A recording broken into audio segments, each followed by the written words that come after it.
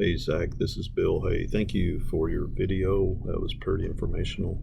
I looked at cases from the state of Tennessee, and the information came from the Tennessee Department of Health through a website called TennesseeLegal.com.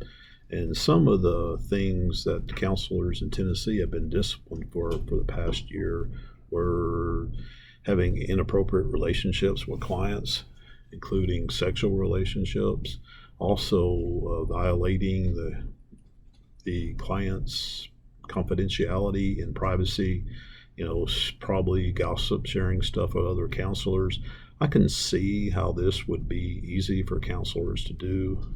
People get caught up in gossip and they don't think anybody's going to find out, but one person will tell another person and they'll tell another person, and after that, it all goes downhill. Other things were, one thing I did see was where people were practicing without a license, and I do not see how people can get away with that, especially if they are trying to collect money from insurance companies. I think one way that you can prevent this is I found an article by Kaylee Friedman, and she was talking about self-care. And self-care is the process of taking good care of yourself, taking a vacation, getting exercise, developing some type of a spiritual program, seeing another counselor if you need to.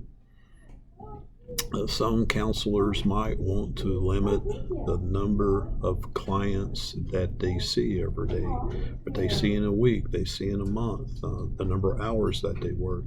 This can be pretty hard though, especially for counselors who work for themselves, and if they're not counseling people, they are not getting paid. But if you work too much, you listen to people's problems all the time, eventually you are going to get burnt out and people will leave the profession. Some people may not be, think they're cut out for this program, and they're not. Once they get in, they go in here all starry-eyed, and once they get in, they realize that they are over their heads. They just want to shake people upside the head, and it's like, look, you are not getting this. You don't, you're making so much out of your problems when there's other people who are a lot worse off than you are. Some people just want somebody to talk to. I don't know what the answer is to keep people from getting burnt out, but self-care is very important. The ACA Code of Ethics says that, counselors need to have set up a self-care program, which is very, very good. I work full-time and also pastor full-time, and I'm a part-time student. I do pastor part-time. I have two small churches, but I always give myself at least one night a week where I don't do anything. But just remember, always take care of yourself, because if you're not good to yourself, you're not going to be good for anybody else. Thanks. Have a blessed day.